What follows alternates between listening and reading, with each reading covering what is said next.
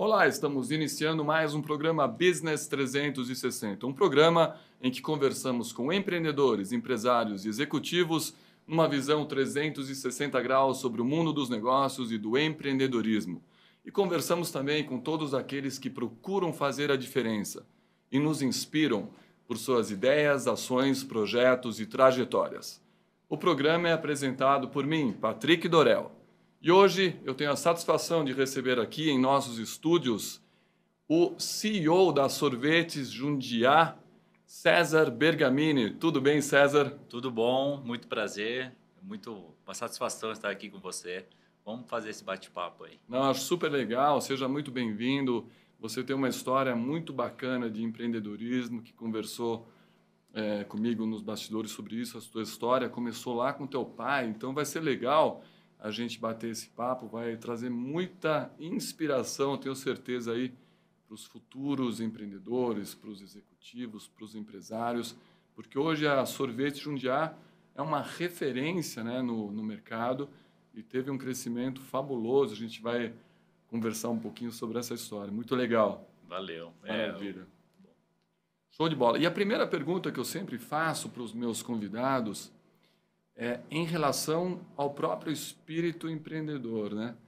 E cada convidado tem uma visão muito particular e única a respeito daquilo que é o espírito empreendedor, porque depende muito da trajetória também de cada empreendedor e empresário. E no teu caso específico se mistura a história da sua empresa com o espírito empreendedor. E eu queria te perguntar, na sua visão, o que é o espírito empreendedor? O que compõe o famoso espírito empreendedor? Pois é, desde que a gente conversou e combinou de fazer essa entrevista, eu venho pensando sobre isso, né? E eu percebi que é complexo. Sim. É muito complexo. Porque, assim, da onde começa, né? Da onde vem essa inspiração?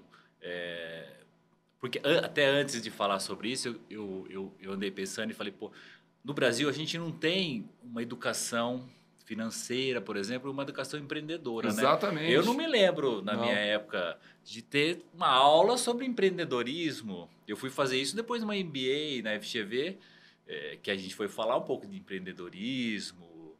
E falei, poxa, mas isso deveria vir já no ensino fundamental, no ensino básico, no ensino médio, não sei, mas o Brasil, eu acho que nossos governantes e prefeitos deveriam pensar sobre isso, porque eu acredito muito na transformação de um país através do empreendedorismo. Perfeito. Como a gente até vinha falando aqui um pouco antes dessa entrevista sobre a Alemanha. Sim. E o Brasil.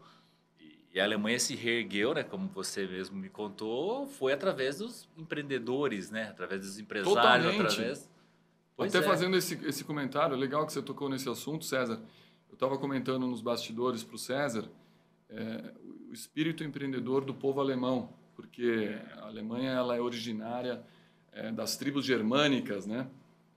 E são tribos guerreiras na época, na Idade Média e tal. E quando a Alemanha perdeu a Segunda Guerra Mundial, o Estado chegou para os cidadãos e falou, não é o Estado que vai reerguer a Alemanha, são vocês, pequenos e médios empreendedores. E olha o detalhe, pequenos e médios empreendedores. Justamente pelo que você falou. O espírito empreendedor e o empreendedorismo, ele é uma das forças motrizes de qualquer país, de qualquer sociedade. E aí precisaria realmente embutir na educação, desde criancinha, sem dúvida, esse conceito, né? A parte financeira também, porque eu acho que vem junto. E o que você falou, né, sobre o governo alemão, que diz que a reconstrução iria acontecer através dos pequenos empresários, pequenos empreendedores, exatamente isso. Porque às vezes a gente pensa assim, como é que eu vou ser um empreendedor, né? Quando a gente pensa, vou ser um empreendedor, a gente já pensa num grande empresário, né? Exato. Nossa, já pensa lá no Elon Musk, no Bill Gates, Zuckerberg, Bill Gates, Steve Jobs. Mas não... Eu tenho certeza que eles começaram... Bom, não lembro se Bill Gates ou Steve Jobs, quem foi que começou na garagem de casa, né? Eu acho que ambos. Acho que o Bill Gates, e o Steve Jobs, acho que ambos. Começaram numa garagem da casa. como tudo é, como é a minha história, como é a história do meu pai, como é a história da minha família, também começamos desse tamanhinho. E você sabe que aqui na região a gente tem, o cidadão, o munícipe, ele tem isso em mente. Nossa, olha o tamanho que está Jundiá. Hoje a terceira maior fábrica e marca de sorvetes do Brasil. Mas eu lembro quando ela era uma portinha e tal. É isso aí. Então, quando a gente combinou a entrevista, eu já pensei nisso. Realmente é um exemplo. E um amigo meu falou, poxa, eles começaram do zero absoluto, né?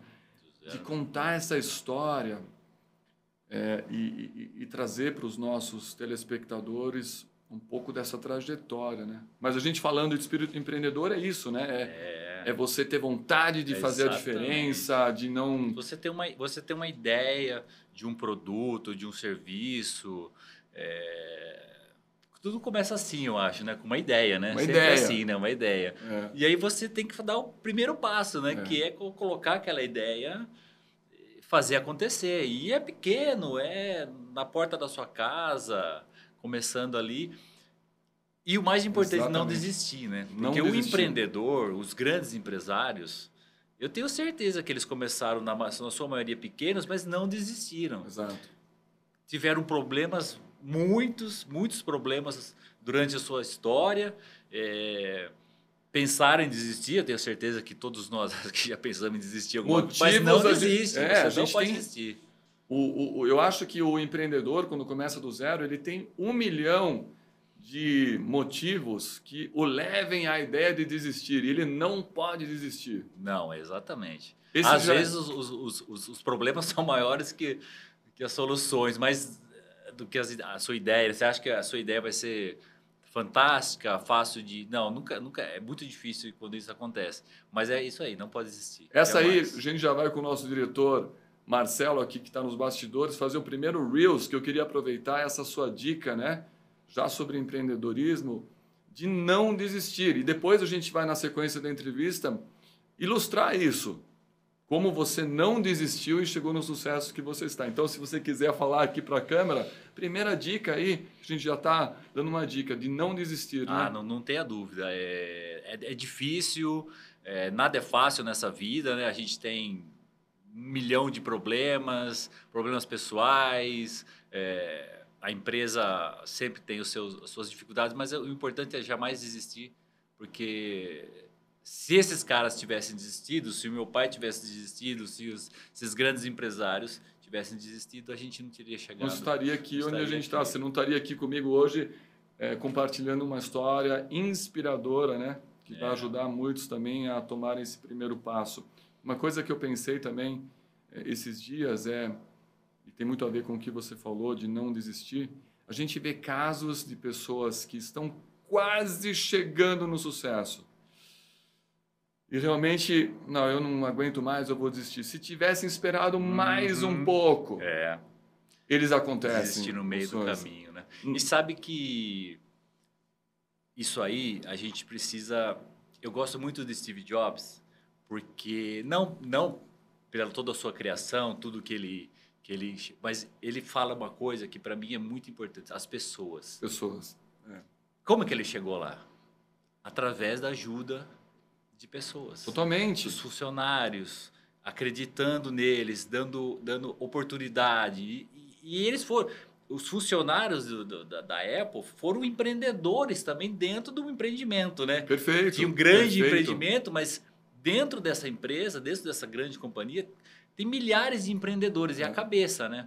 Então, ele contrata as pessoas com uma cabeça de empreendedor, para que ajude ele a continuar... ou fazer melhor, ou fazer diferente. Isso para mim é fundamental. Funcionários ou colaboradores ou parceiros, o nome que a gente vem a escolher para isso.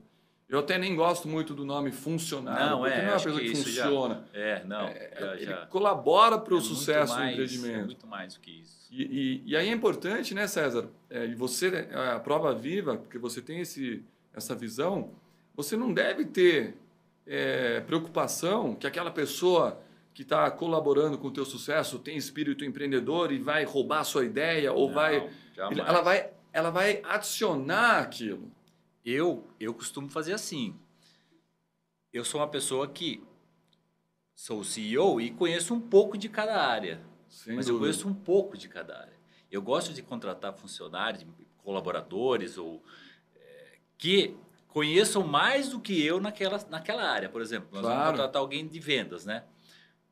O cara que vai comandar o gerente ou o diretor de vendas, ele tem que ser melhor do que eu. Melhor que você. Tem que ser melhor. Naquela função, ele tem que ser melhor. Perfeito. Assim como um financeiro, assim como... Então, assim, é através dessas pessoas, dessas cabeças é que vão me ajudar a chegar onde eu quero chegar. Senão, sozinho a gente não chega a nenhum lugar.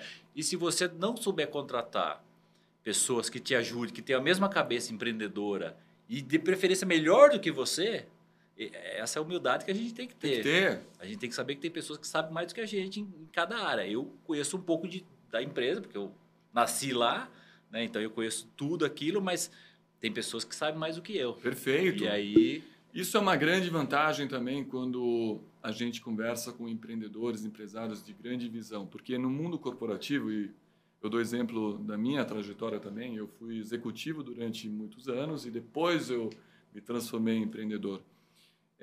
O que a gente fala para todos os executivos também, que estão em altos cargos, né, comandando empresas, divisões, é justamente isso, dar espaço a talentos. Né? Dar espaço a talentos. Para você atrair a melhor pessoa que possa existir naquela função, você tem que dar espaço para que ela se desenvolva e cresça. E não ter medo que ela vai fazer sombra a você. Infelizmente, talvez ainda existam poucos casos de gestores que procuram contratar pessoas não tão brilhantes porque tem medo que elas vão fazer sombra para ela. Isso está errado. Está errado na minha visão. Está muito errado. Você não concorda? Concordo plenamente. Conheço empresários assim. Conhece? Ainda existe. E que no final você vê que a empresa dele não anda. Não anda. Por quê? Porque ele quer fazer tudo. Usa os seus colaboradores para poder te ajudar. Claro. Não contrata talentos, como você disse, que acho que essa é a palavra, talentos. E não delega. Né? Eu acho que saber delegar também é uma arte. Porque você não pode delegar 100%, mas você também não pode querer fazer tudo. Né? Exato. Concentrar ali todas as decisões. Então, é uma parte muito importante do empreendedorismo também, né? Fator humano. Eu sempre falo assim, empresas são pessoas. Então, por um lado, a gente tem que também ter a maturidade de entender que tem que ter comando a empresa, né? Tem que ser o CEO ou o dono, ele vai dar a diretriz. E com certeza, se ele for um CEO de grande visão, ele vai procurar atrair talentos e fazer com que aquela empresa, aquele empreendimento seja algo onde os colaboradores possam se desenvolver, possam crescer.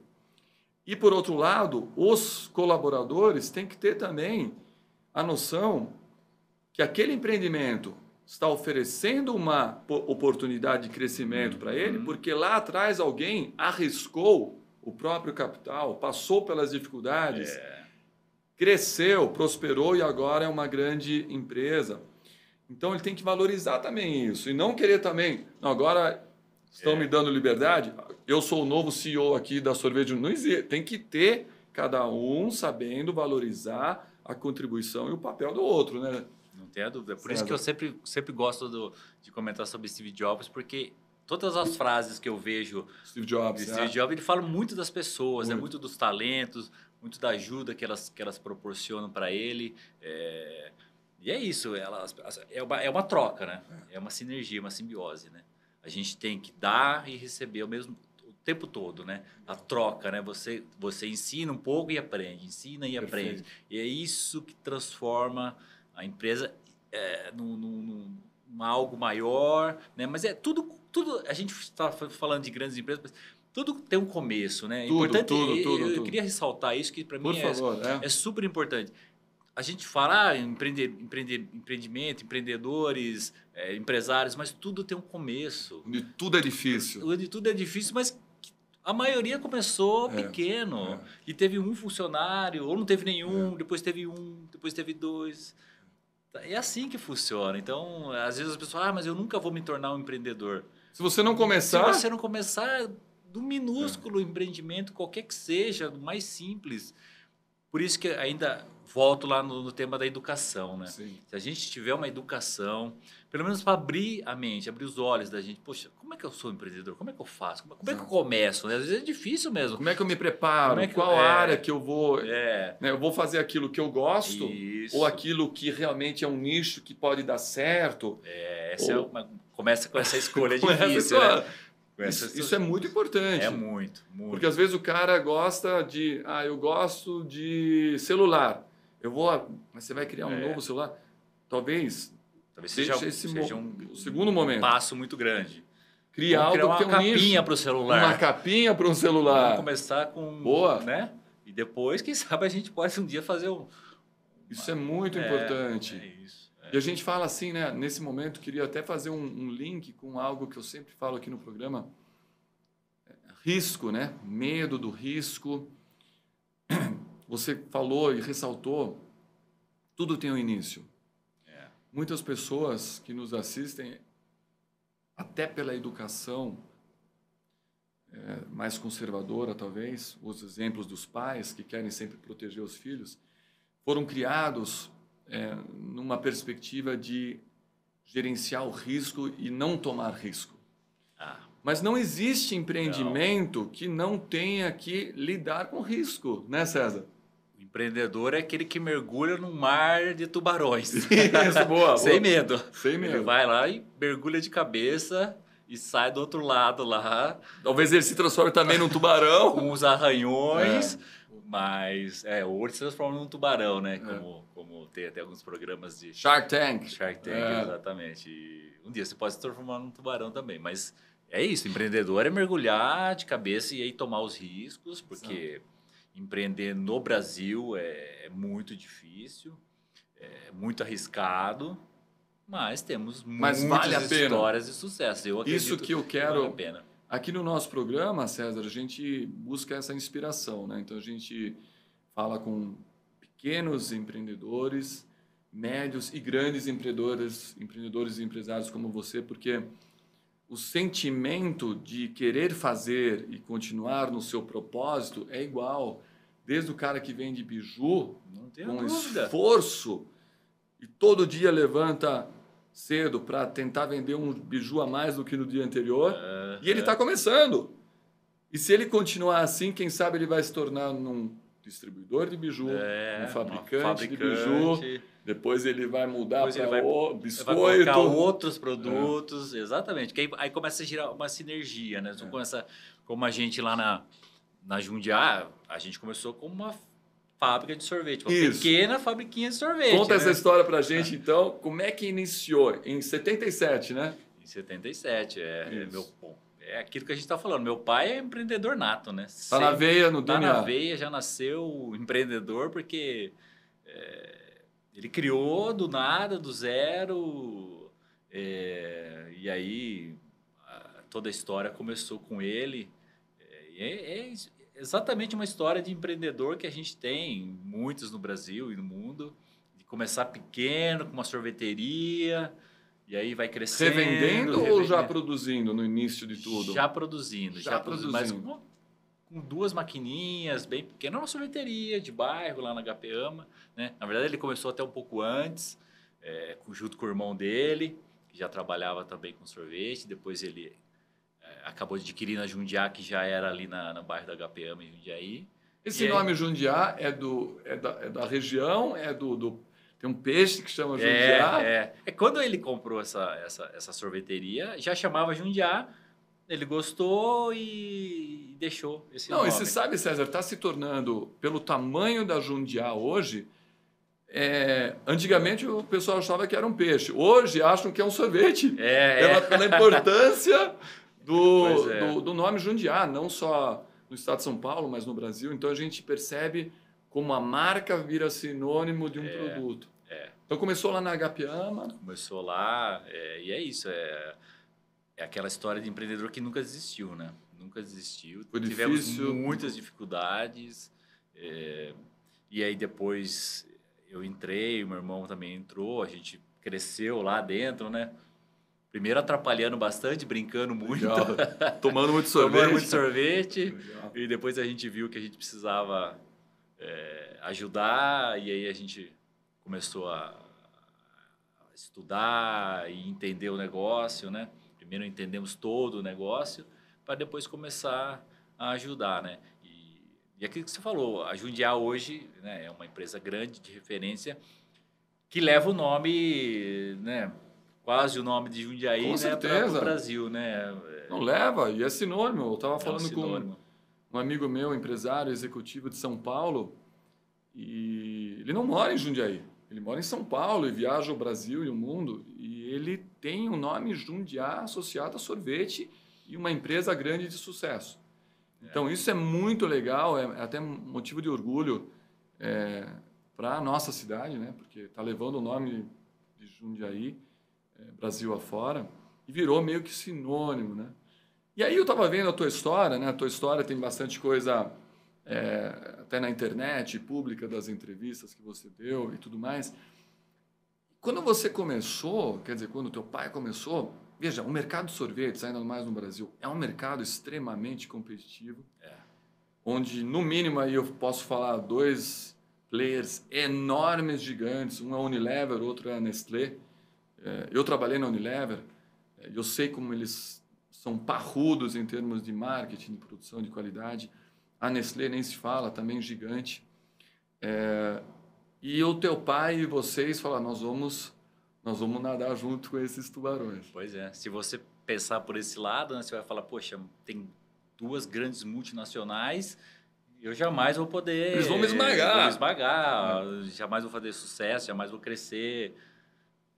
Você vê que não é assim, né? Primeiro que o Brasil é um país enorme, né? E de muitas oportunidades, né? Então, basta você acreditar, né? E é aquilo que a gente vem falando e batendo desde o começo. Começar pequeno. Começa pequeno. Vai devagarinho. Vai entendendo o seu negócio, vai se tornando um especialista, né? E no nosso caso, acho que a gente preza muito pela qualidade, né, dos produtos. Então, assim, a gente não abre mão há 45 anos, 46 agora, que a gente faz um produto de qualidade com a mesma formulação. Então, a gente não pensa em mudar, porque a gente vê que... Só se for para melhor. Sabe, sempre para melhor, né? A gente vê que tem muitas empresas que acabam abrindo mão, sacrificando a qualidade dos seus produtos, mas a gente tem essa visão de que a gente tem que manter a nossa qualidade. Aí eu já vou pedir para você fazer um novo reel aqui para nós, a importância de você se manter focado no propósito. Se qualidade premium, que é hoje, né, reconhecidamente a qualidade do sorvete Jundiaí, está no propósito, não abrir mão do seu propósito para não desfigurar. É isso, né, César? Eu costumo falar dentro da nossa companhia, dentro da nossa empresa, que tudo tem que ter qualidade. As pessoas falam assim, Jundiaí tem um produto de qualidade. Sim, é verdade, a gente tem um produto de qualidade. Mas nós temos uma logística de qualidade? Sim. Nós temos uma venda de qualidade? Nós temos uma área financeira de qualidade? Nós temos uma produção de qualidade? Nós temos Tudo tem que ser feito, tem que ser bem feito. Para que você se mantenha o sucesso, tudo dentro da sua companhia tem que ser bem feito. Não pode ser feito mais ou menos. Lógico, você tem os seus recursos, mas é sempre possível fazer bem feito com poucos recursos. Excelente. Você não precisa de muitos recursos. Então, tudo dentro da empresa tem que ter qualidade. A qualidade da comunicação dentro da companhia. Excelente ponto. Não adianta só falar, não, eu tenho um bom produto. Tá. Eu falo, tem uma frase que eu falo, tudo é tudo. Porque a pessoa fala, não, eu tenho um produto bom, de qualidade, vai vender sozinho. Não vai. Não. O teu produto... mas o iPhone é de extrema qualidade, é por isso que é um sucesso. É um dos fatores de sucesso. Dos fatores. Se você analisar a distribuição do iPhone, você vai ver que é de altíssima qualidade. Uhum. Se você verificar o funil de inovação, que eles sempre estão inovando e trazendo novos produtos, você vai ver que é de qualidade. A gestão das pessoas é de qualidade, a comunicação. Então eu falo assim, tudo é tudo. E você também está falando isso, né? Não adianta só focar em qualidade do produto. Não, você tem um produto ou um serviço que seja, né? Ok, eu acho que é muito importante, mas se não tiver qualidade em todo o resto, e é que se você falou uma coisa importante, a gestão das pessoas também, né? Qualidade é a gestão das pessoas, né? Porque a empresa é feita de pessoas, né? Empresas igual pessoas. A empresa é só um CNPJ, mas sem pessoas ela não é nada, né? Não é fácil. Em breve eu vou entrevistar, já estou combinando com a pessoa, uma expert em gestão de pessoas para falar justamente sobre gestão de pessoas no mundo corporativo. A gestão das pessoas, pessoas não são máquinas, são volúveis. Gestão de pessoas é uma das coisas mais desafiadoras para qualquer organização. Seja um empreendimento pequeno, médio ou grande. E se você, como empresário, empreendedor, achar que você vai fazer tudo sozinho, você não vai conseguir voar alto. Você vai fazer aquele voozinho de codorna. Codorna voa? O galinha. Voa um pouquinho já. Então, o bom empreendedor, o bom executivo, o CEO, ele com certeza tem um olhar muito atencioso à gestão de pessoas, né, César? Pois é muito difícil, né? Porque assim, cada um tem uma cabeça, cada um tem uma criação, cada um tem um sonho, um problema. É uma das partes mais difíceis, né? É uma das partes a gestão de pessoas, sem dúvida, é a parte mais difícil, mas também é a parte que mais te dá a condição de você ser um grande empreendedor, um grande empresário, quando você tem pessoas bem geridas, bem administradas, que vestem a camisa, que pensam como você, uma cabeça de empreendedor.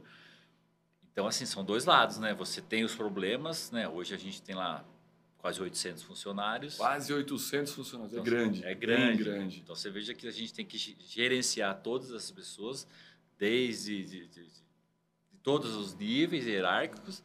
E, assim, cada um tem o seu problema. Tem um dia que um não está bem, tem um dia que... Mas sem eles, a gente não anda. Então... A gente vê muitos empreendedores tendo dificuldade na gestão de pessoas, né, César? A gente conhece... e aí o que você falou há um pouco tempo atrás, né? A empresa não anda. A pessoa não consegue... Ela tem lá as ideias... O Steve Jobs, a gente tem a história dele, ele sabia muito bem gerenciar os talentos. Não que ele era...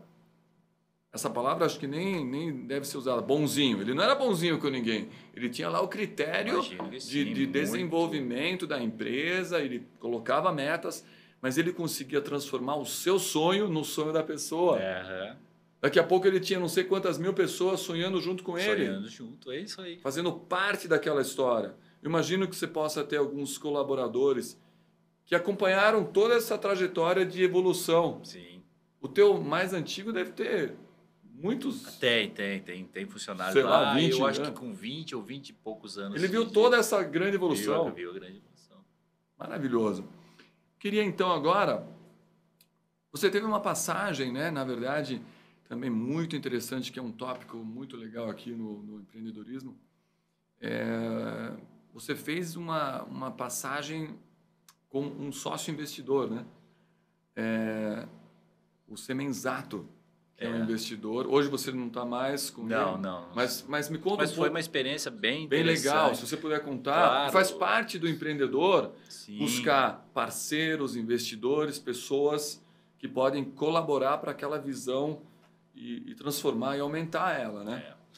Além dos colaboradores que ajudam muito a gente no dia a dia e fazer a empresa crescer e prosperar, você tem outros empresários, outros empreendedores que você se depara ao longo da sua trajetória, ao longo do seu caminho, né, ao longo dos anos de empresa. E é muito importante também, né, porque assim, a gente aprende muito essa troca, né, com outros empresários, com outros empreendedores, com cabeças diferentes. Também ajuda a gente a enxergar o negócio de uma forma diferente, né? Depois eu até queria falar sobre como que a gente transformou uma empresa de sorvete numa holding com outros negócios. Por favor, acho que é importante isso é muito legal. Que aí entra também o Semenzato, que é um grande, hoje ele é o maior empresário no ramo de franquia, né, do Brasil. Ele tem uma expertise muito bom. É muito voltado para franquia e é um tubarão, né, lá no Shark Tank. E ajudou, fez um processo, acabou não dando certo, mas todos esses empresários que acabaram passando ao longo desses anos no nossa vida e na empresa, na história da empresa, ajudaram a gente a abrir uma visão maior. E aí a gente saiu em um momento de uma fábrica de sorvete, a gente viu que a gente tinha outros negócios dentro do próprio negócio. Legal. Por exemplo, para a gente vender sorvete, eu preciso de uma logística. Eu preciso de caminhão com refrigeração, congelado, para poder transportar esse sorvete. Isso é muito legal saber, quer dizer, esse foco. O teu produto é sorvete, mas se você não for um expert em transporte, o teu produto não vai funcionar. O sorvete é um sai da fábrica maravilhoso. Sai da fábrica, mas se ele ficar parado ali na fábrica... Pois é, e a logística no Brasil ela é muito difícil, né? O Brasil, apesar da gente não estar no Brasil todo, mas a partir do momento que você vai... São Paulo já é quase um país, né? Quase um país, né? Então, você atender todo o estado de São Paulo já é um desafio enorme, né? Estamos no verão, 30 graus, 34. Entramos no outono agora, mas você tem que pegar o seu sorvete que é fabricado aqui em Itupeva e você tem que levar lá para São José do Rio Preto e com qualidade, do jeito que saiu da fábrica. Como é que você faz isso? Então, a gente percebeu que a gente tinha uma transportadora dentro, e é próprio, caminhões, e a gente tinha caminhões, motoristas, ajudantes, toda uma equipe que cuidava disso, transportando o nosso sorvete para todos os lugares. A gente falou, pô, a gente tem um outro business aqui dentro. Exatamente. E aí entra a cabeça do empreendedor, né? Excelente. Falou, excelente. Opa, eu tenho outro negócio, que é uma transportadora. Então, vamos criar essa transportadora, vamos separar. Então, hoje a gente tem uma FAB e a gente é uma transportadora. E essa transportadora passou a transportar produtos congelados para outras empresas. Que show. Então, virou um outro negócio. E você transporta produtos alimentícios, mais carnes ou... Não, a gente tem algumas restrições, né? Tá. A gente transporta para concorrentes também. Ah, que legal!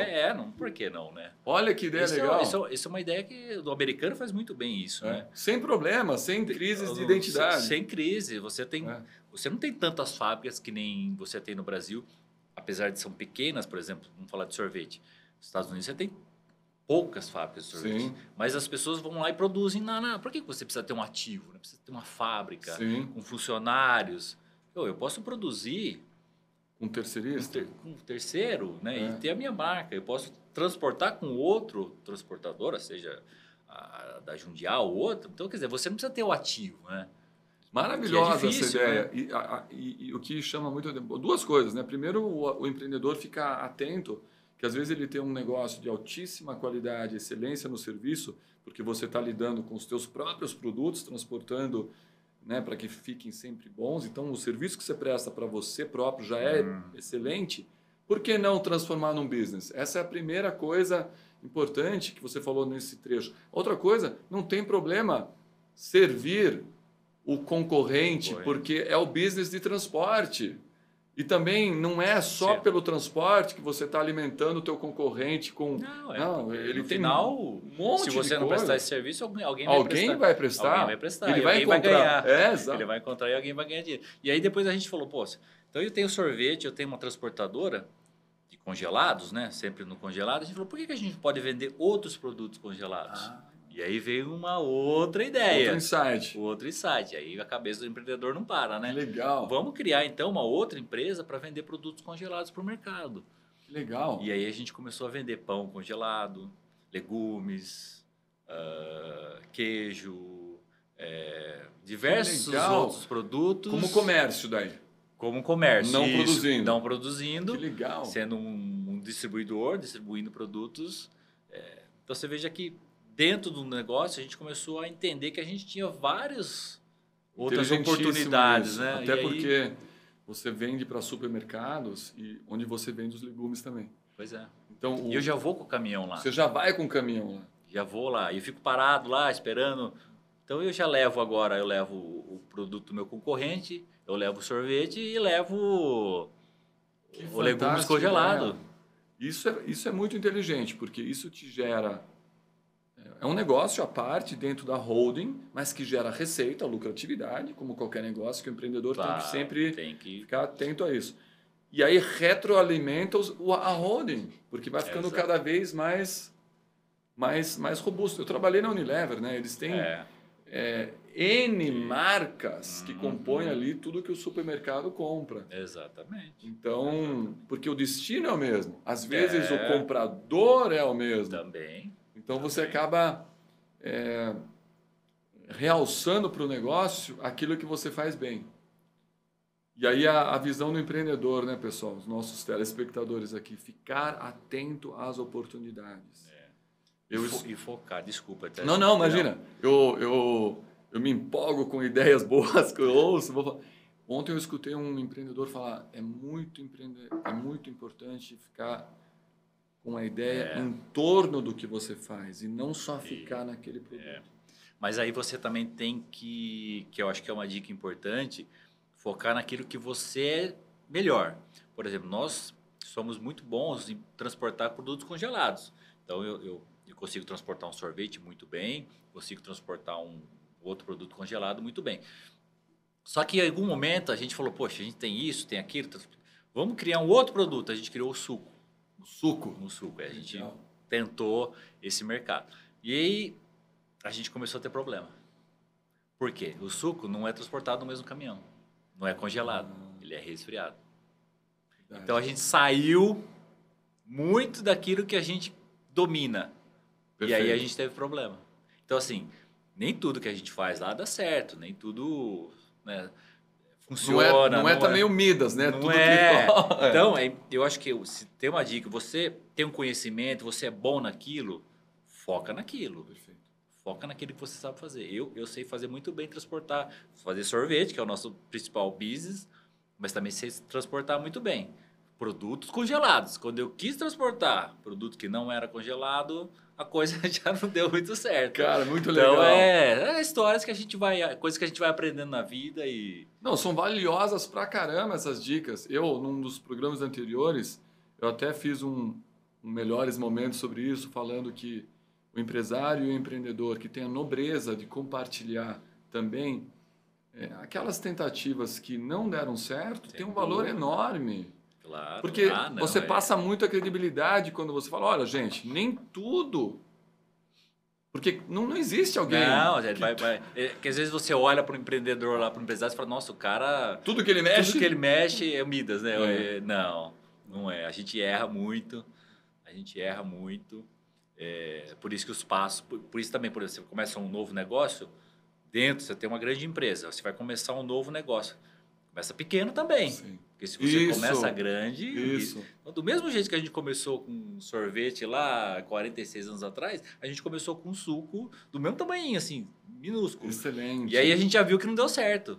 A gente falou, opa, você para, você volta, a umidade não deu certo, fantástico. Não vai pra frente. Né? Mas se a gente tivesse começado muito grande, teria problema. Te contar uma história em 10 segundos. Um grande executivo de uma grande empresa cosmética, ele era diretor de marketing, diretor de negócio, de uma grande marca já consagrada, resolveu sair do mundo corporativo para abrir a própria marca. Ele cometeu esse erro. Ele era o super vice-presidente de uma marca gigante. Quando ele partiu para o empreendedorismo, ele quis partir em alto estilo. Ele quis... é só virar a chave de executivo para empreendedor. Ele se ferrou. Em vez de ele começar pequenininho, que você está falando bastante, é muito, muito importante que você fale mesmo. Peraí, você era o super executivo de uma grande empresa, mas agora como empreendedor, começa pequenininho. Por mais que você tenha um capital... porque eu vou... Você até pode ter um capital grande, mas ainda assim... Você tem um capital, você não pode arriscar todo o seu capital no negócio. Arrisca uma parte desse capital, né? E o dinheiro vai embora rápido, né, César? Vai. O cara, não, eu tô aqui com tanto dinheiro e eu vou fazer. É rapidinho, cara. Produto de consumo que você precisa continuamente, né, despertar o interesse. Porque, senão, a Coca-Cola não fazia marketing. Nossa, a Coca-Cola já é uma empresa consagrada. Não. Todo final de ano tem aquele negócio da Coca-Cola e aquela propaganda. Tem que fazer. O dinheiro tem que ser investido. O dinheiro tem que ser A maior parte do dinheiro tem que ser reinvestido no seu negócio. Você não pode ser Eu acho que uma coisa também que a gente aprende muito na vida é... Você não pode ser um empresário rico. A empresa tem que ser rica. A empresa tem que ter... 99% do seu tem que ser reinvestido na própria empresa, né? Não você pegar o seu dinheiro, né? Aí você vira um empresário rico e uma empresa pobre, né? Tem que ser o contrário, cara, né? Tem a muito empresa tem que ser rica e você tem isso, que ter uma vida simples, porque não adianta você ostentar uma vida de luxo, porque você vai estar tirando recursos da sua empresa, da onde você... Então, acho que... E aí, um livro de cabeceira que eu tenho, que eu tenho lido, relido e até distribuir para os meus colaboradores, né, os gerentes, que é um livro sobre despesas e custos, né? Então, assim, é uma parte muito importante, né? Em um certo momento você vai crescendo, a economia do país está indo bem, só que como se fosse uma sanfona, né? Ok, você está indo bem, você cresce, aproveita as oportunidades. E quando a economia não está indo bem, Exatamente. quando as coisas não estão indo bem, você tem que ter humildade de encolher essa sanfona novamente, né? Falar, olha, vamos dar um passo para trás para poder dar dois para frente. E muitas vezes o empresário não pensa assim, ou não tem essa humildade de dizer, vou dar um passo para trás para depois dar dois para frente, né? Isso é muito importante. Custos é como unhas, tem que ser cortado sempre. Tem. Porque os custos crescem, a inflação. Nossa, Então, essa conscientização de que os custos têm que ser gerenciados é uma necessidade. Né? Os preços mudam toda hora das matérias-primas, porque também recebem reflexos, às vezes são importadas, às vezes tem influência de outros fornecedores. O empresário que não tem a noção clara, né, da controladoria, ele fica fragilizado, né, César? Você imagina a gente passar por uma pandemia. Nossa. Né, como todos passamos, né? Veja como mudou as coisas, né? Mudou demais. Então, você precisa se adaptar rapidamente. Você não pode ficar esperando e... Imagina aqueles que ficaram esperando passar a pandemia, durou mais de 2 anos. Não, vão ser 3 meses, daqui a pouco eu volto, vou fechar minha empresa, daqui a pouco eu vou... Não, você tem que se adaptar. Tem que se adaptar. Eu entrevistei, uma entrevista muito legal, Juliana Fornari, recentemente, ela explicou essa questão. Imagina no setor de educação, né? Como mudou drasticamente. E aí a necessidade de se adaptar muito rápido. Quase todos os empresários tiveram que se readaptar, né? Uma das coisas que eu ressalto no empreendedorismo é isso. É a sua flexibilidade de conseguir se adaptar. Se adaptar, essa é a palavra. Se adaptar a cada momento, né? A cada momento. Não só, porque você tem fatores internos e externos, né? A economia, muda o presidente. Muda o presidente, as coisas mudam, você não tem controle disso. E tem a parte interna que você tem o controle. Então, você precisa estar sempre atento a essas duas coisas, né? Ao que você não controla e ao que você controla. E, às vezes, você também faz... Você erra também, né? Erros, Você erra também. Então, assim, a economia você não consegue controlar. Uma pandemia você não consegue controlar. Você tem que se adaptar. Isso. Né? Você tem que se adaptar rapidamente. E uma outra coisa que a questão, eu te perguntar, inovação, né? A importância, você trabalha com produto de consumo, você tem é necessário, é importante, e é um dos fatores pelo sucesso, né? Você sempre inovar, você trazer inovações, novos sabores, novos formatos, ver o que a concorrência está fazendo, ver o que não está funcionando. Eu costumo falar, até para provocar um pensamento de alguns executivos e empreendedores, não importa o produto que você tem agora naquele momento, que é maravilhoso. Importa a sua capacidade de sempre inovar e sempre fazer produtos novos maravilhosos. Mais importante do que aquilo que você já criou é a sua capacidade de continuar se adaptando, criando. Pois é. Você concorda? Plenamente. Tem muitas histórias que a gente vê, né? A própria Steve Jobs que a gente vem falando, né? Quando criou o celular sem o teclado, né? A mudança foi gigante, né? Então, ele teve uma ideia brilhante, né? De mudar. E a inovação dentro da indústria, seja de serviço, seja de produto, é fundamental. Nós mesmos, dentro da história da Jundiaí, temos produtos que revolucionaram para a gente, para o nosso mercado, e deu um salto para a gente muito grande de visibilidade, de venda. E se a gente não tivesse inovado, se a gente não tivesse... E isso é uma constante lá, né? Acho que qualquer empresa que quer continuar no mercado tem que ter inovação. Funil de inovação, onde vocês E aí as parcerias com os grandes fornecedores, né? Eu trabalhei muitos anos numa grande empresa de aromas, né? A Givaudan, Quest Givaudan. A importância das empresas e das marcas estarem com bons fornecedores que possam ajudar nesse processo de inovação. Porque aí vem também a questão dos fornecedores, né? Bons fornecedores são aqueles que estão junto de você, pensando junto, pensando de forma empreendedora a manter sempre essa inovação. Se você não tem parcerias com bons fornecedores, você está sozinho nessa jornada. Você precisa de boas alianças, né, César? Não tenha dúvida. Nem sempre você tem as melhores ideias. Às vezes ela vem de fora, ela vem de um colaborador, sim, ela vem de um fornecedor. Isso daí, não tenha dúvida. A gente faz isso muito lá, muito. De reunir a diretoria com os colaboradores, com os fornecedores e traçar algumas estratégias, trazer à tona algumas ideias, o famoso brainstorm, né? Brainstorm. Uma tempestade de ideias que são fundamentais mesmo. E às vezes ela surge numa conversa, tomando um café. Aleatória e tal. Por isso também que essa questão do trabalho home office que é bacana, que eu acho que é uma coisa que não volta mais e que pode ser feito tranquilo, mas tá junto. Num café, trocando uma ideia. Eu acho que a gente ainda não consegue nada ficar substitui. não substitui esse... Eu estou agora acompanhando, né, o que está acontecendo no mundo na questão de inteligência artificial, né? Para quem tem a visão e quem é empreendedor, vai conseguir enxergar um nicho de mercado aí, porque a máquina não substitui o humano em tudo. Não. Justamente o fator humano. Então, hoje, as inteligências artificiais, elas são assim, se eu digitar nesses novos aplicativos, não vou fazer propaganda para eles aqui, só se eles nos patrocinarem, mas tem as grandes empresas aqui, fulano, você fala para o aplicativo, como é que faz sorvete? Ela vai te falar tudo. Capaz que ela te fale, olha, você vai lá, fala com o César, ele vai te ensinar. Mas não, tô brincando. Vai te dar toda a receita. Mas o olho no olho e principalmente o contato humano, onde vão surgir as ideias verdadeiras, a máquina não consegue. Não vai, jamais vai substituir. Até porque a máquina é feita por alguém, né? Quem que fez a máquina e a inteligência artificial, quem criou foi um homem, né? Alguém, né? Foi uma pessoa, né? O fator humano...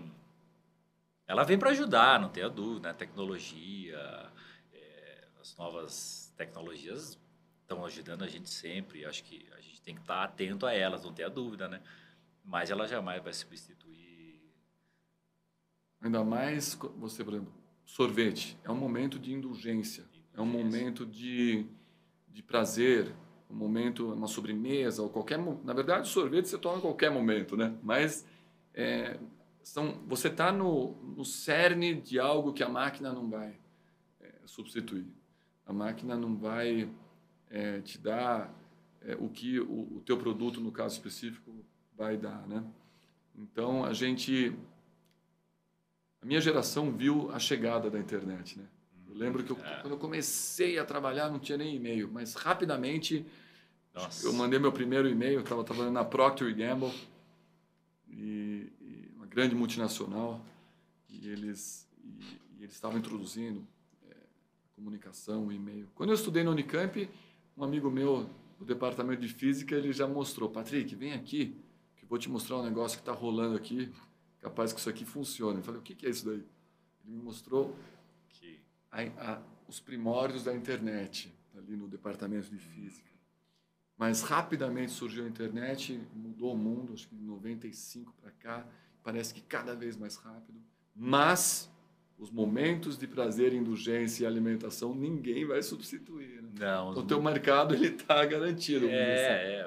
Nos últimos 100 anos aí, se fala que mudou o mundo mais do que todo o resto, né? Da nossa história, né? De vida, né? Mas tem coisa que não é substituível nunca, né? Não dá. Fator humano, muito das questões humanas, que a gente também nunca deve... A gente vê, né? As crianças, os jovens, ficando mais com o celular do que com os amigos. Mas cuidado com isso, né? Porque o fator humano é o fator humano, senão daqui a pouco você se comporta como uma máquina, não é a ideia. Mas eu queria agora te perguntar um pouco dos projetos atuais, César.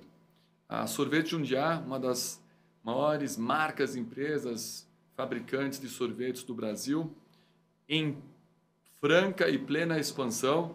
A gente vê, cada vez que eu vejo, a gente vê mais Jundiaí nas capitais, nas grandes cidades, nos novos canais de distribuição, né? E todo mundo falando bem.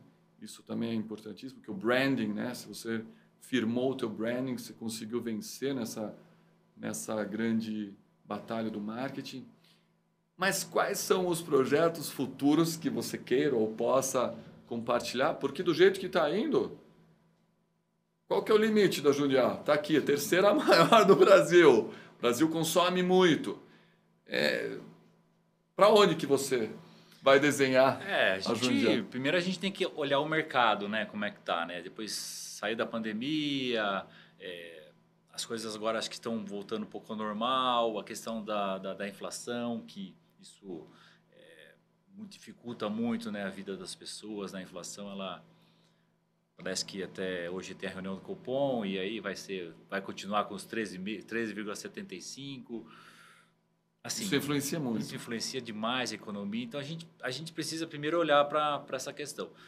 A gente tem um grande desafio que é continuar do mesmo tamanho que já, nesse momento, eu acho que permanecer do tamanho que a gente está já é um grande desafio. Uma vitória. Já é uma vitória, né? E o grande desafio do sorvete é você realmente transportar ele para mais lugares, né? É sempre tem um custo muito alto, é muito difícil, né? Como a gente comentou. Mas eu acredito muito no Brasil, o potencial que a gente tem. E aí, de volta aquilo, a gente precisa ter mais empreendedores, né? Na veia. A gente precisava ter. Porque a transformação desse país e de qualquer país vem através dos empreendedores. Menos burocratas, no sentido, não estou falando de nenhuma profissão específica, mas o setup de burocratas, não. Setup mental de empreendedorismo, sim. O imposto no Brasil é muito alto. Bom, complicado. Complicado, exatamente. É muito, muito difícil você entender, né, como é que funciona o nosso sistema tributário. E o imposto muito alto acaba acarretando de produtos mais caros, né? E aí, né, você às vezes viaja para um outro país, você vê que você paga muito mais barato. Você fala, por que a gente paga muito mais barato lá fora, né? Então, assim, é um desafio que os nossos governantes têm. Eu acho que trazer Brasil para uma realidade de imposto, porque a gente precisa crescer, né? As pessoas precisam de emprego e aí isso vai virando um círculo, né, virtuoso, onde e os empreendedores, né? Como a gente vem falando, né? Vamos criar empreendedores que a gente possa levar um pouquinho dessa semente, desse espírito que, né, poxa, que ele possa criar um negócio pequeno e aí ele vai empregar mais um, mais dois, e isso vai girando um círculo. Gera emprego, gera receita, gera oportunidade, gera impostos. Você sabe que a gente recebe aqui também no Business 360 muitos gestores públicos, né? E a gente sempre fala isso. A pergunta que eu faço é: o que você imagina para ajudar a fomentar e estruturar o empreendedorismo? A gente fala com legisladores, do Poder Executivo também, e eles, eu tive a sorte de, claro, ninguém vai falar, não vamos ferrar com o empreendedor, mas a gente quer que eles realmente façam isso. E Jundiaí acho que é um bom exemplo, onde nós somos uma cidade empreendedora. A gente até tem um pouco... A gente tem, se eu não me engano, o empreendedorismo na educação fundamental aqui. A gente entrevistou aqui a professora Vasti, que é a gestora de educação, o prefeito Luiz Fernando, e eles têm a questão do empreendedorismo como uma das prioridades e tem que ser mantido. Tem. Né? Você, como um grande empresário da nossa região, é muito importante os gestores públicos te ouvirem, assim como ouvirem outros grandes empreendedores, porque 800 colaboradores são 800 famílias. São 800 pessoas que consomem. São 800 pessoas que contribuem para a cidade. E amanhã a gente deseja que sejam 1.000, 2.000, são essas grandes empresas, mas as pequenas também, porque uma hora elas vão crescer. Então, os nossos governantes que nos escutem, e eles, pelo menos no meu programa, têm escutado. E acho que isso é muito importante. Por isso, é importante trazer governantes para o programa também. Muito, não só quem está do lado do dia a dia, né? Toda a burocracia, tudo passa na mão deles, né? 100%. Seja federal, estadual, municipal. Eles têm um papel importantíssimo, né, para poder fomentar e ajudar, como também um passo errado que eles dão pode prejudicar muito, né, os empreendedores, empresários e afinal acaba atrapalhando e prejudicando o emprego, né? O emprego, a sociedade como um todo. Nós precisamos, né? É mandar um abraço para o nosso amigo Cristiano Lopes, que é o gestor de desenvolvimento econômico, e ele fez algo juntamente com o apoio do Luiz Fernando, do Parimoschi, toda a cúpula da prefeitura, o Jundiaí Empreendedora, que é uma iniciativa muito legal, justamente trazendo um pouco da necessidade do espírito empreendedor ser difundido na cidade como um todo. A gente teve aí recentemente a feira de empreendedorismo. Pequenos empreendedores montando seus pequenos stands ali. Mas é um sucesso, porque não é fácil. Lá dos 100, 200 microempreendedores que fizeram a feira, eles estão aquecendo a economia através do seu esforço, do seu sacrifício, e alguns deles vão se tornar médios e grandes e gigantes, quem sabe do tamanho da Sorvete Jundiaí. Então, a iniciativa da Prefeitura de Jundiaí foi um gol que marcaram aqui na gestão pública, e a gente incentiva muito isso. Então, é importante ressaltar também as iniciativas boas, né, César, que os governantes estão fazendo. Poxa, se tem isso, eu acho que é muito legal, é muito bom, acho que tem que dar os parabéns, porque todo grande empreendimento começou pequeno, e isso, eu acho que a maioria começou assim, né? E aí, eu acho que a gente tem que falar também do crescimento, né? Porque às vezes as pessoas olham, puxa, eu queria ser um grande empresário, um grande empreendedor, e você tem o ônus e o bônus, né? É preciso saber que tem os dois lados, né? Quando você cresce, você tem um risco aumentado, né? O seu risco se torna muito maior, né? Então, o crescimento também traz para você mais responsabilidade, você tem mais famílias que você acaba, né? Estão seus colaboradores ali trabalhando com você, você tem um risco maior. Então, assim, o crescimento ele precisa ser muito bem pensado, muito bem planejado e lento, devagar, gradual. Eu acho que crescer demais é perigoso, né? A não ser que você tenha, né, um fundo que vai trazer um dinheiro. Apesar que eu já vi muitas histórias também no meu próprio ramo, uma empresa lá de Centro-Oeste e Nordeste foi adquirido por um fundo. O fundo colocou muito dinheiro lá e não deu certo. E hoje eles estão em recuperação judicial. É mesmo? Pois é. A gente imagina às vezes o dinheiro não é tudo. Às vezes não. O dinheiro não é tudo. Dinheiro não é tudo. Às vezes a gente tem... Isso é muito legal você ter trazido à tona também, porque o empresário, o empreendedor tem que ter o controle e a visão do seu negócio. Às vezes, um fundo de investimentos não é a solução. Não. Você acabou de dar um exemplo. Às vezes, o fundo não é expert naquilo. Às vezes, ele tem uma visão que está desalinhada com a empresa. Então, se você um dia tiver empreendedor, empresário, pensando em parcerias e sociedades, muita cautela também. O César acabou de dar um exemplo aí, sem citar quem é, mas os fundos, às vezes, você tem que saber escolher o fundo também. Eu conheço excelentes, fantásticos fundos com grandes equipes que aí sim valem a pena e que o expert, você tem equipes, né? Vamos supor, vamos investir nesse ramo. Eles contratam ou já têm muitos analistas. Mas eu diria que o dono tem que estar lá presente. Muitas vezes o fundo entra e fala, tudo bem, eu vou comprar aqui uma parcela ou você é majoritário, mas eu queria que você continuasse tocando aqui. É sábio. É sábio porque a empresa ela tem uma essência, ela tem uma história que é o dono.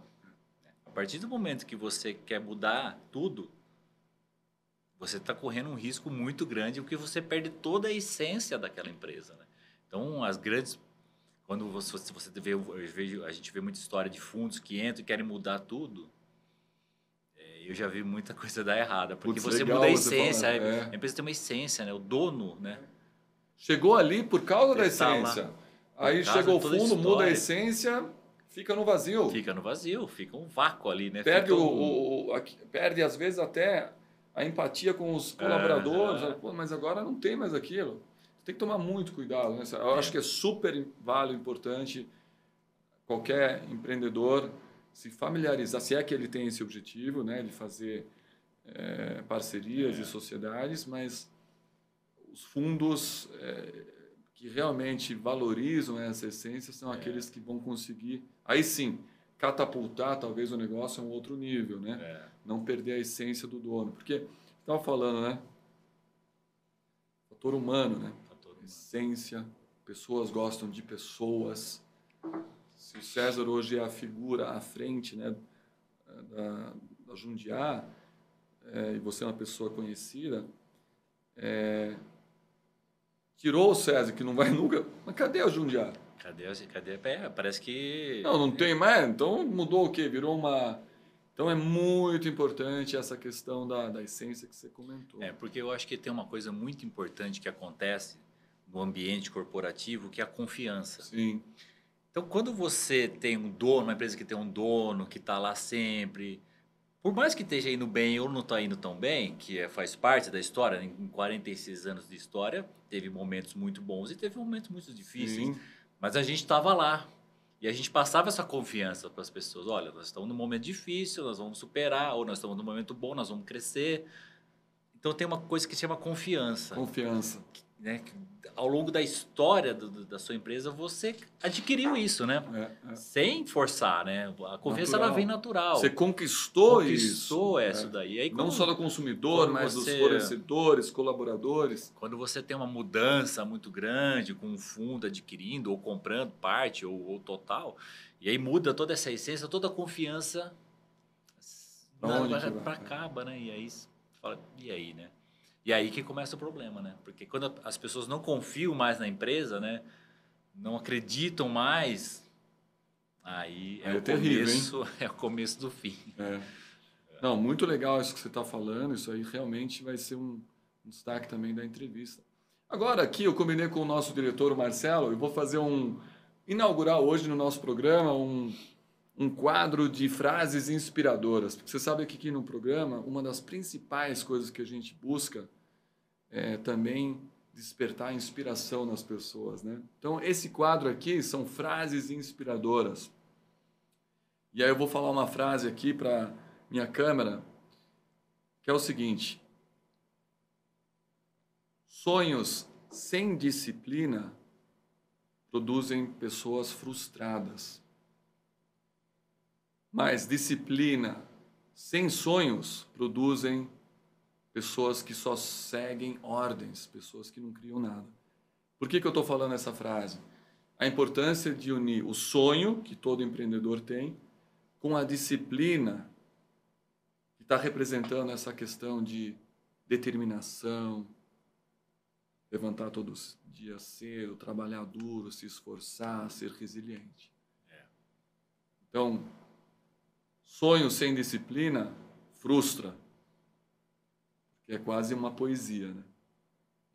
Mas disciplina sem sonho é só seguir ordens e não criar. Então, unir o sonho com a disciplina. Essa é a primeira frase aqui do nosso quadro Frases Inspiradoras. Você concorda? Sim, todo empreendedorismo, todo empreendedor começa com um sonho, né? Exatamente.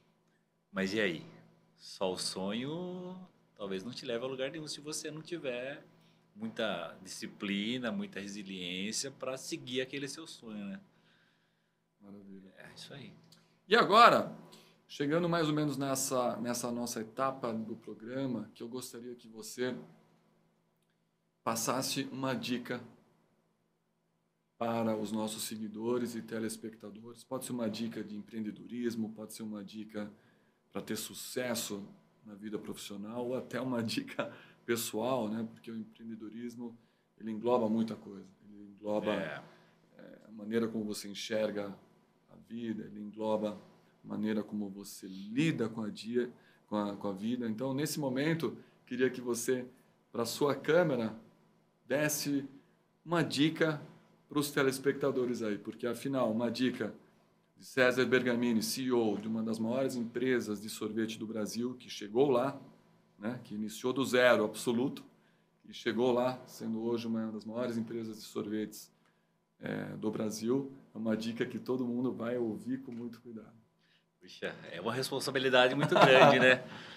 Eu acho que ser empreendedor no Brasil é muito difícil, mas também é uma coisa muito gratificante, né? Você poder levar os seus sonhos para muitos lugares, né? Levar o seu produto, o seu serviço.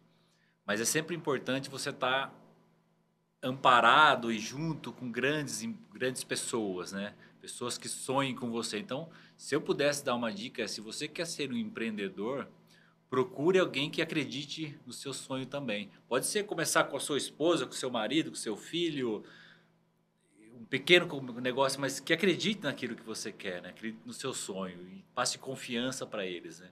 E tudo começa de um pequeno passo, né? Eu acho que a primeira coisa é dar o primeiro passo. Dê o seu primeiro passo, acredite, confie e tenha um sonho, que você pode chegar lá com certeza.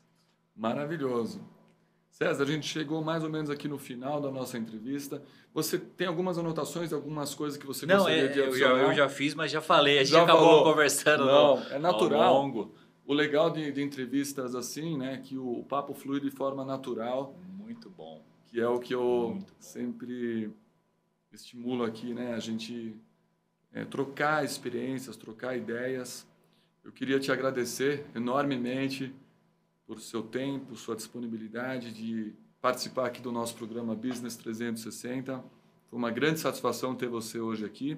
Muitas dicas, muitas inspirações certamente vieram aqui para os nossos telespectadores, para os nossos seguidores. E já te fazer aí o convite de voltar quando você desejar. As portas sempre vão estar abertas aqui no Business 360. Já te agradecer mais uma vez, César. Muito obrigado. Eu que agradeço, Patrick. Muito obrigado. Eu acho que esses programas são muito enriquecedores. Puxa, eu acho que a gente deveria ter mais opção e mais acesso a esse tipo de programa, porque acho que enriquece bastante a gente.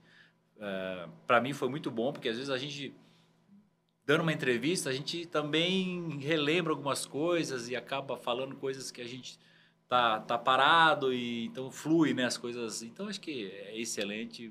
Parabéns, muito obrigado, muito sucesso. Obrigado, César. E nesse sentido, então, a gente gostaria de se despedir dessa edição, desse episódio do programa Business 360, onde o nosso convidado foi César Bergamini, CEO da Sorvetes Jundiá, e desejar a todos os nossos telespectadores e seguidores que mantenham essa chama acesa de empreender, de começar pequeno, de não ter aversão ao risco, de planejar e, sim, começar nessa trajetória de empreendedorismo ou também como executivo, como colaborador, porque tudo que você deseja, planeja e se esforça, você alcança. Nesse sentido, então, nos despedimos. Até a próxima edição do programa Business 360. Fiquem todos muito bem e um grande abraço.